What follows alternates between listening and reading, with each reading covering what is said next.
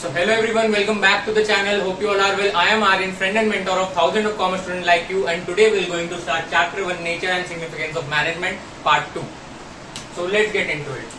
So last class में हम लोगों ने मैनेजमेंट का इंट्रो देखा, उसके नेचर देखा और एफिशिएंसी और एफिशिएंट और इफेक्टिवनेस में डिफरेंस देखा. So अब हम स्टार्ट करेंगे features of management, objectives of management and importance of management. So let's start with features of management. Features का मतलब होता है कि उसकी क्वालिटीज की, मैनेजमेंट की ऐसी क्या क्वालिटीज है जो उसको बाकी चीजों से अलग करती है. सो पहली हमने इसमें मैनेजमेंट की 7 क्वालिटीज पढ़नी है. सो पहली क्वालिटी है goal oriented process. So goal oriented process, management is a goal oriented process का मतलब है organisation has some basic goals which are the reason for its existence. Different organisation have different goals. इसका मतलब ये है कि हर organisation का एक रीजन होता है, एक उसकी कोर रिस्पॉन्सिबिलिटी होती है जिसकी वजह से उसका वो एग्जिस्ट करती है. उसके यहाँ पे होने का रीजन ही एक उसकी रिस्पॉन्सिबिलिटी होती है और उन बेसिक टास्क को हर ऑर्गेनाइजेशन परफॉर्म करती है. तो हर ऑर्गेनाइजेशन क्या करती है, जो उसके गोल होते हैं ना, उसी गोल को अचीव करने के पीछे हमेशा चलती रहती है. सो वही उसका एक बेसिक रीजन होता है, जिसकी वजह जो रीजन होता है उसकी एग्जिस्टेंस का भी. और डिफरेंट ऑर्गेनाइजेशन है डिफरेंट गोल्स. डिफरेंट ऑर्गेनाइजेशन, अलग अलग ऑर्गेनाइजेशन के अलग गोल्स होते हैं. किसी का टारगेट है सेल अचीव करना, किसी का टारगेट है कोई प्रॉफिट इंक्रीज करना. तो हर ऑर्गेनाइजेशन के अलग गोल्स होते हैं, but end of the day वो मैनेजमेंट एक गोल ओरिएंटेड प्रोसेस होता है. उसके बाद है ऑल परवेसिव. परवेसिव का मतलब है universal. So activities of management are common in every organisation. Management की जो एक्टिविटीज है वो हर ऑर्गेनाइजेशन में कॉमन होती है. ये नहीं कि सेम होती है, बट हाँ हर ऑर्गेनाइजेशन में मैनेजमेंट होती है. जैसे स्कूल्स में मैनेजमेंट अलग होती है. स्कूल्स का काम है बच्चों को पढ़ाना. टेम्पल में अलग मैनेजमेंट होती है, ऑफिस में अलग मैनेजमेंट होती है, फैक्ट्री, इंडस्ट्रीज, हर जगह अलग अलग मैनेजमेंट होती है. वैसे ही activities of management are common in every organisation. So वो कुछ एक्टिविटीज कॉमन भी होती है हर ऑर्गेनाइजेशन में. There are management can be different but it's universal. So जो अलग अलग ऑर्गेनाइजेशन है ना, उसमें अलग अलग तरीकों से लोग मैनेज कर सकते हैं. कुछ कॉमन एक्टिविटीज भी होती है, बट वो ऑर्गेनाइजेशन डिफरेंट होके भी मैनेजमेंट जो है यूनिवर्सल है, यानी उन सबको परफॉर्म करना है मैनेजमेंट. थर्ड है मल्टी डायमेंशनल. मैनेजमेंट के 3 डायमेंशन होते हैं. जैसे हमने फर्स्ट सेकंड थर्ड डायमेंशन पढ़ रखा है, वैसे मैनेजमेंट के भी 3 डायमेंशन होते हैं. पहला डायमेंशन है management of work. All the organization exist to perform some work. Example, जैसे वही मैंने एग्जाम्पल दिया, स्कूल अपना वर्क परफॉर्म करेगा, टेम्पल अपना काम परफॉर्म करेगा, जो इंडस्ट्रीज है वो अपना काम करेगी, फैक्ट्री अपना काम करेगी. सो हर इंडस्ट्री या हर फर्म का एक अलग वर्क होता है जो उसे परफॉर्म करना होता है. और मैनेजमेंट क्या करती है, मैनेजमेंट उस चीज को ट्रांसलेट यानी एक वे बताती है, उस चीज को कन्वर्ट करती है ऑब्जेक्टिव्स में या गोल्स में, और ऐसे वेज बताती है जिससे हम उसको अचीव कर सके. सो ये है मैनेजमेंट ऑफ वर्क, दैट की डिफरेंट ऑर्गेनाइजेशन अपना काम परफॉर्म करती है, बट जो मैनेजमेंट है वो उस काम को ट्रांसलेट करती है डिफरेंट ऑब्जेक्टिव्स एंड गोल्स में और उसको अचीव करने के स्टेप्स में. उसके बाद इसका सेकंड डायमेंशन है मैनेजमेंट ऑफ पीपल.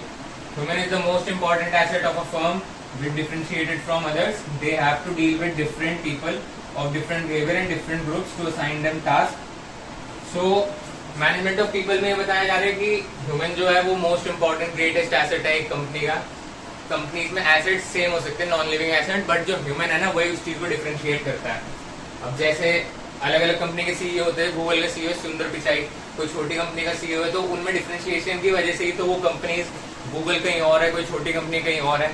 तो इसलिए human is the greatest asset of a company. और जो मैनेजमेंट है उसको हर ह्यूमन से डील करना पड़ता है, क्योंकि हर ह्यूमन का बिहेवियर अलग होता है, उसकी अलग अलग पर्सनलाइज एप्लीकेशंस होती है, और हर डिफरेंट ग्रुप से भी डील करना पड़ता है क्योंकि उन ग्रुप्स का भी बिहेवियर अलग होता है. और लास्ट में उनको टास्क असाइन करना पड़ता है. वही management is the art of getting things done by the people. So वही अपना काम निकलवाना पड़ता है लास्ट में. ये है मैनेजमेंट ऑफ पीपल. और लास्ट में आता है मैनेजमेंट ऑफ ऑपरेशन, कि no matter what organisation do, it has some basic services to survive in market. यानी ऑर्गेनाइजेशन कुछ भी करे बट उसकी कुछ सर्विसेज होती है जो उसको करनी पड़ती है, उसके बिना वो मार्केट में सर्वाइव नहीं कर सकती. This include the production process. इसमें प्रोडक्शन प्रोसेस आता है कि हमने सामान खरीदा, फिर उसको प्रोडक्शन प्रोसेस हुआ, फिर उसको बेचा, तो ये पूरा प्रोसेस है, ये मैनेजमेंट ऑफ ऑपरेशन का पार्ट है। सो ये थर्ड डायमेंशन, ये मल्टी डायमेंशन खत्म हो गया, थर्ड फीचर। फोर्थ है कॉन्टिन्यूस प्रोसेस। मैनेजमेंट जो है ना वो एक कॉन्टिन्यूस प्रोसेस है। मैनेजमेंट के डिफरेंट फंक्शंस है, बट जो मैनेजमेंट है वो एक कॉन्टिन्यूस प्रोसेस पे चलती रहती है। जो डिफरेंट फंक्शन है ना वो भी एक साथ कॉन्टिन्यूसली वर्क करते रहते हैं। सारे मैनेजर एक टाइम पे वर्क करते रहते हैं। ऐसा नहीं है कि एक काम हो गया तो मैनेजर रुक गया, ये नहीं है कि एक बार वर्क कंप्लीट हो गया तो उसके बाद फिर करना ही नहीं कुछ। मैनेजमेंट एक काम करा, उसके बाद अगला काम मैनेज करना है, वो काम मैनेज होगा उसका अगला। तो मैनेजमेंट एक कॉन्टिन्यूस प्रोसेस है जिसको कोई सब्स्टिट्यूशन नहीं है, जो कभी खत्म नहीं होता। So management has different function but it has a series of continuous process which is performed by all managers simultaneously. यानी मैनेजमेंट के अलग अलग फंक्शन होते हैं, जो 5 फंक्शन है, planning, organising, staffing, directing, controlling. But जो एक सीरीज ऑफ कॉन्टिन्यूस प्रोसेस होता है जो हर मैनेजर साइमल्टेनियसली एक साथ परफॉर्म करते रहते हैं। तो ये है कॉन्टिन्यूस प्रोसेस। अब है next group activity. Organization consists of many people specialized in different things. There are collective contribution helps the management in achieving without teamwork management can't achieve success. So इसमें हमें ये बताया गया है कि एक मैनेजमेंट जो होती है, एक ऑर्गेनाइजेशन जो होती है, वो कई तरह के लोगों से मिलके बनती है और हर बंदा एक अलग चीज में स्पेशलाइज्ड होता है। So इसी वजह से अगर उनकी जो कंट्रीब्यूशन है ना कंपनी की तरफ नहीं रहेगा तो कंपनी सक्सेस अचीव नहीं कर पाएगी। इसलिए उन सारे लोगों में वो सारे लोग किसी चीज में स्पेशलाइज्ड है, तो वो सारे लोग जब मिलके कंट्रीब्यूट करेंगे यानी कि टीम वर्क करेंगे तभी वो लोग कंपनी सक्सेस अचीव कर पाएगी। सो यही ग्रुप एक्टिविटी वाला फीचर कहता है। अब इसके बाद है डायनामिक फंक्शन। जो मार्केट है ना वो कभी स्टेबल नहीं रहता, कभी मार्केट के ट्रेंड बदलते हैं, कभी मार्केट ऊपर जाता है, कभी नीचे जाता है, तो मार्केट कभी स्टेबल नहीं रहता, इसलिए उसके लिए वर्ड होता है डायनामिक। यानी कभी एक स्टैटिक यानी रुक के नहीं रहना, हमेशा ऊपर नीचे चलता रहता है। सो इसलिए मैनेजमेंट को भी मार्केट के साथ ना चेंज होना रहता है कि keep changing with changing environment. So जो मैनेजमेंट है ना, बाहर जैसे कुछ चेंज आया तो उसके साथ मैनेजमेंट को भी अपने ऑर्गेनाइजेशन में चेंज लाना पड़ेगा। कि मान लो जैसे विंटर आती है तो वुलन क्लोथ्स का ट्रेंड आ जाता है, तो फिर मैनेजमेंट अपने उसमें चेंज लाएगी कि अब हम समर क्लोथ की जगह वुलन क्लोथ्स प्रोड्यूस करेंगे। सो ऐसे चेंजेस लाने पड़ते हैं। इसलिए मैनेजमेंट एक डायनामिक प्रोसेस है, वो कभी भी एक जगह रुक नहीं जाता कि बस अब ये बता दे तो यही चलता रहेगा। जैसे मार्केट चेंज होता है तो वैसे ही मैनेजमेंट भी चेंज होता है कि अब ये कर रहे हैं, मार्केट चेंज हो अब ये करेंगे, ऐसे। तो उसके बाद लास्ट है इंटेंजिबल फोर्सेस। टेंजिबल का मतलब होता है किसी चीज को टच कर पाना, किसी चीज को फील करना, वेराज जो इंटेंजिबल का मतलब होता है उसको हम टच नहीं कर सकते, सिर्फ फील कर सकते हैं। सो मैनेजमेंट एक इंटेंजिबल फोर्स है कि उसको हम टच तो नहीं कर सकते बट उसको फील कर सकते हैं। और आपकी बुक में एक बात दी गई है कि जो मिस मैनेजमेंट है यानी खराब मैनेजमेंट को आसानी से हम फील कर पाते हैं as compare to normal management. कि मतलब अगर नॉर्मली मैनेजमेंट चल रही है ना तो हम उसको फील नहीं कर पाएंगे कि हाँ भाई अच्छा काम चल रहा है। वेराज अगर कहीं पे गलत काम हो रहा हो तो हम उसे जल्दी पकड़ लेंगे कि हाँ भाई ये तो गलत काम कर रहा है। जैसे हमने गवर्नमेंट ऑफिस में देखा होगा मिस मैनेजमेंट बहुत होती है। जैसे आपका एनटीए सीबीटी का चल रहा है तो वैसे ही बहुत ज्यादा मिस मैनेजमेंट को इजीली हम पकड़ सकते हैं, वेराज अच्छी मैनेजमेंट को हम फील नहीं कर पाते जल्दी से। सो ये थे आपके 7 फंक्शंस। और इसके बाद अब हम स्टार्ट करते हैं objectives and importance of management. So now let's move on to objective and importance of management. So objective में हमें सबसे पहले 3 ऑब्जेक्टिव्स पढ़ने, ऑर्गेनाइजेशनल, सोशल और पर्सनल ऑब्जेक्टिव। सो मैनेजमेंट जो होती है ना वो ऑर्गेनाइजेशन में मैनेजमेंट डिफरेंट ट्रांसलेट करती है वर्क को डिफरेंट ऑब्जेक्टिव गोल्स में। ठीक है, तो वो जो ऑब्जेक्टिव्स होते हैं ना वो भी अलग अलग टाइप्स के होते हैं। तो वही टाइप इसमें बताया गया है कि organisational, social, personal. Management is responsible of setting and achieving goals, it has variety of goals to achieve. So यानी मैनेजमेंट का काम होता है गोल्स बनाना और उसके वेराइटी गोल्स अचीव होते हैं, यानी अलग अलग वेराइटी होती है 3 तरीके की। तो उसमें सबसे पहले ऑर्गेनाइजेशनल ऑब्जेक्टिव, जिसमें हम ऑर्गेनाइजेशन के गोल अचीव करते हैं, और वो भी 3 पार्ट्स में डिवाइडेड है। सर्वाइवल, सबसे पहले ऑर्गेनाइजेशन का गोल होता है कि वो बेसिक ऑब्जेक्टिव ये बेसिक ऑब्जेक्टिव होता है कि ऑर्गेनाइजेशन कम से कम मार्केट में सर्वाइव कर पाए। मतलब कि जो उसका जो रेवेन्यू है ना वो उसके एक्सपेंसिव के इक्वल आ जाए, यानी ब्रेक इवन पॉइंट पे आ जाए, नो प्रॉफिट नो लॉस। क्योंकि अगर ऑर्गेनाइजेशन सर्वाइव ही नहीं कर पाएगी, यानी अगर वो लॉस में रहेगी तो फिर ऑर्गेनाइजेशन बंद हो जाएगी, सर्वाइव ही नहीं कर पाएगी। इसलिए उनको एक ब्रेक इवन पॉइंट पे रहना होता है ताकि वो आगे मार्केट में सर्वाइव कर पाए। ये इनका बेसिक फंक्शन होता है। उसके बाद होता है profit.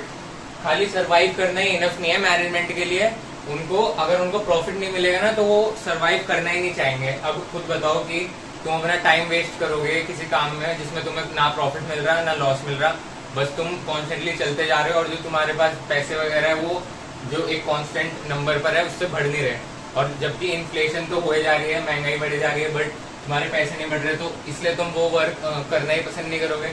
Same goes for this organisation की प्रॉफिट नहीं मिलेगा तो वो ऑर्गेनाइजेशन सर्वाइव ही नहीं कर पाएगी, इसलिए ऑर्गेनाइजेशन को कम से कम रेवेन्यू जो है वो एक्सपेंसेस से ज्यादा होना चाहिए ताकि प्रॉफिट हो और वो फ्यूचर में सर्वाइव कर पाए। लास्ट ग्रोथ, सर्वाइवल जो ग्रोथ है ना, ऑर्गेनाइजेशन को अपने ऑर्गेनाइजेशन में अलग अलग संभावनाएं प्रोस्पेक्ट्स को इंक्लूड करते रहना चाहिए ताकि वो लॉन्ग रन में सर्वाइव कर पाए। इसके लिए उनको क्या करना पड़ेगा, जो उनकी पोटेंशियल है ना, जो उनके पास ताकत है कि वो कितना कर सकते हैं, उसको फुली एक्सप्लॉइट यानी पूरी अपनी ताकत, अपने पूरा हार्डवर्क लगाना पड़ेगा, काम की अपनी पूरी मेहनत लगा के कितना काम कर सकते हैं। इसके बिना उनकी ग्रोथ नहीं, इसके बिना वो लॉन्ग रन में सर्वाइव नहीं कर सकते। सो इसलिए, और ये जो फुल पोटेंशियल है ये कब लगेगी, जब ऑर्गेनाइजेशन ग्रो करे, यानी छोटी सी ऑर्गेनाइजेशन है, धीरे धीरे वो एक बहुत बड़ी ऑर्गेनाइजेशन बन जाए। जैसे हम अंबानी एग्जाम्पल ले, वो एक छोटी सी और फैक्ट्री स्टार्ट करा था और आज वर्ल्ड के मतलब टॉप रिचेस्ट पीपल में है। तो वैसे ही अगर ऑर्गेनाइजेशन अपनी फुल एक्सप्लॉइटेशन नहीं करेगी ना पोटेंशियल का, यानी ग्रो नहीं करेगी, तो फिर वो सर्वाइव नहीं कर पाएगी लॉन्ग रन में।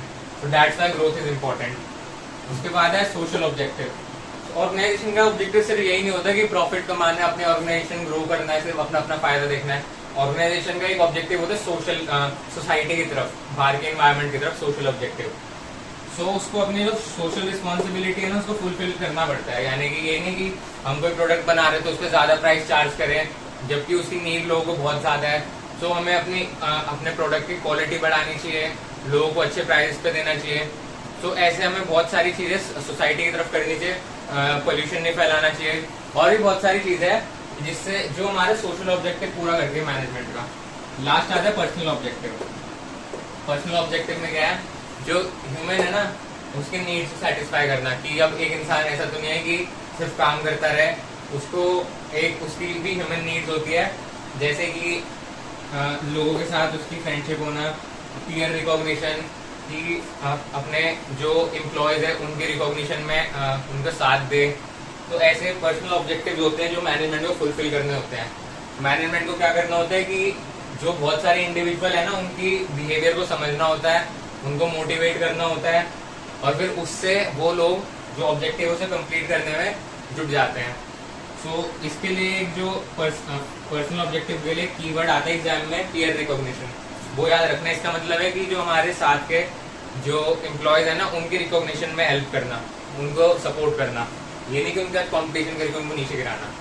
सो ये 3 ऑब्जेक्टिव है मैनेजमेंट के। इसके बाद आता है इंपॉर्टेंस ऑफ मैनेजमेंट, जो हमने लास्ट क्लास में मैनेजमेंट चैप्टर का नाम डिकोड करा था ना, nature and significance of management. तुमने नेचर पढ़ लिया, मैनेजमेंट पढ़ लिया, अब हमने पढ़ना है सिग्निफिकेंस। तो इंपॉर्टेंस को ही हम सिग्निफिकेंस कहते हैं कि इसका क्या महत्व है। सो सबसे पहला है help in achieving group goals of organisation. तो मैनेजमेंट ग्रुप गोल्स को अचीव करने में हेल्प करती है। क्या होता है ना कि इंडिविजुअल, जो हमारे इंडिविजुअल गोल है, अपने फायदे से ज्यादा हमें देखना चाहिए ऑर्गेनाइजेशन का फायदा। और ये टास्क होता है मैनेजर का कि जो एम्प्लॉय है वो अपने फायदे की जगह पूरी ऑर्गेनाइजेशन का फायदा देखे। तो मैनेजर इस टाइप से कुछ कॉमन गोल्स देता है अलग अलग इंडिविजुअल को, ताकि वो जो उनका जो कॉन्ट्रीब्यूशन है वो जाके ऑर्गेनाइजेशन के गोल की तरफ जाए। सो उसके बाद आता है help in increase in efficiency. Manager का काम यही होता है कि जो मैनेजमेंट के 5 फंक्शन है, planning, organising, staffing, directing, controlling, उनको परफॉर्म करके ऑर्गेनाइजेशन की एफिशिएंसी बढ़ाना, यानी कि जो कॉस्ट है उसको कम करना और उसमें जो प्रोडक्टिविटी हो जितनी ज्यादा से ज्यादा हो सके उतनी ज्यादा करना। सो यही है हेल्पिंग इंक्रीजिंग एफिशिएंसी का मतलब, क्रिएटिंग डायनामिक इन्वायरमेंट। अब जो मैनेजमेंट है ना, जो मैनेजमेंट में लोग वर्क कर रहे हैं वो एक चेंजिंग इन्वायरमेंट में कर रहे हैं। ये नहीं कि इन्वायरमेंट सेम है, बाहर के ट्रेंड वगैरह सब बदलते रहते हैं, मार्केट बदलता रहता है। सो इसीलिए क्या होता है, जो कुछ लोग होते हैं जो चेंज को रजिस्ट करते हैं, यानी कि उनको पसंद होता है कि जैसा चल रहा है वैसा चलने दो, जो चेंज है उसे मत आने दो। सो उसी चीज को एम्प्लॉय के ऐसे एटीट्यूड को चेंज करने का काम होता है मैनेजर का, कि एम्प्लॉय जो चेंज को रजिस्ट कर रहा है ना वो ना करके उनको एक उनको मोटिवेट करे, उनका मोरल हाई करे, ताकि उनको ऐसे कमांड दे ताकि वो लोग चेंज को एक्सेप्ट करें और एक डायनामिक इन्वायरमेंट में वर्क करें. So that's why management helps in creating dynamic environment. उसके बाद है helps in achieving personal objective. So personal objective हमने से पीछे पढ़ा. मैनेजर का क्या काम होता है? एम्प्लॉयज को मोटिवेट करना, उनका मोरल हाई करना, अपनी लीडरशिप क्वालिटीज के साथ हर एक एम्प्लॉय को मोटिवेटेड रखना. तो जो मैनेजर की लीडरशिप क्वालिटी है ना, वही एम्प्लॉयज को एक साथ लेके चलती है. सो अगर मैनेजर एक अच्छा लीडर होगा तो वो एम्प्लॉय को अच्छे से इन्फ्लुएंस करेगा ताकि वो लोग ऑर्गेनाइजेशन का गोल कंप्लीट कर सके. और फिर इसके बाद लास्ट है helps in development of society. जैसा हमने सोशल रिस्पॉन्स ऑब्जेक्टिव में पढ़ा, ये इसमें भी हमें फुलफिलमेंट ऑफ सोशल रिस्पॉन्सिबिलिटी करनी पड़ती है.